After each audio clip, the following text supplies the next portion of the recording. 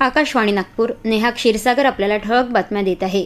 नागपूर जिल्ह्यातील राऊळगाव काटोल येथील बारूद कंपनीत स्फोट झाला असून मोठ्या प्रमाणात कामगार जखमी झालेले आहेत. मोठ्या प्रमाणात आग लागली असून बचाव कार्य सुरू आहे. जखमींना नागपुरात हलविण्यात आले आहे. पालकमंत्री चंद्रशेखर बावनकुळे यांनी प्रशासनाकडून स्फोटाची माहिती घेतली असून तात्काळ मदत करण्याचे निर्देश दिले आहेत. अमेरिकेचे राष्ट्राध्यक्ष डोनाल्ड ट्रम्प यांनी म्हटले आहे की इराणचे सर्वोच्च नेते आयातुल्ला अली खामेनेई यांचा अमेरिका इस्रायलच्या हवाई हल्ल्यांमध्ये मृत्यू झाला आहे. सोशल मीडियावरील एका पोस्टमध्ये ट्रम्प यांनी म्हटले की खामेनेई यांचा मृत्यू हा इराणी जनतेसाठी आपला देश परत मिळवण्याची मोठी संधी आहे.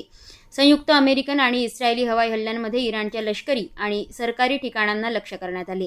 वृत्तांनुसार या हल्ल्यांमध्ये सुमारे 40 इराणी अधिकाऱ्यांचा देखील मृत्यू झाला आहे. इराणमध्ये 40 दिवसांच्या राजकीय शोकाची घोषणा करण्यात आली आहे. इराणी सरकारी माध्यमांच्या माहितीनुसार आतापर्यंत सुमारे 201 जणांचा मृत्यू झाला असून 700हून अधिक लोक जखमी झाले आहेत. मध्य पूर्व व परिसरातील काही देशांमध्ये निर्माण झालेल्या तणावपूर्ण प्रादेशिक परिस्थितीच्या पार्श्वभूमीवर भारत सरकारच्या संबंधित दूतावासांनी तेथे वास्तव्यास असलेल्या भारतीय नागरिकांसाठी सुरक्षा मार्गदर्शक सूचना जारी केल्या आहेत. गिग कामगार आणि प्लॅटफॉर्म कामगारांसाठी केंद्र सरकारनं सामाजिक सुरक्षा संहिता 2020 लागू केली आहे. यामुळे या कामगारांसाठी राज्य सरकारला स्वतंत्र महामंडळ स्थापन करता येणार नाही, असं कामगार मंत्री आकाश फुंडकर यांनी स्पष्ट केलं.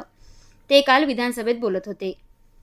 सार्वजनिक आरोग्य विभाग महाराष्ट्र शासन यांच्या परिपत्रकानुसार वंदनीय बाळासाहेब ठाकरे आरोग्यरत्न पुरस्कार व महाआरोग्य सन्मान 2026 अंतर्गत नॅशनल ट्युबरक्युलोसिस एलिमिनेशन प्रोग्राम कार्यप्रदर्शनाच्या राज्यस्तरीय मानांकनात बुलढाणा जिल्ह्याने उल्लेखनीय यश संपादन केले आहे.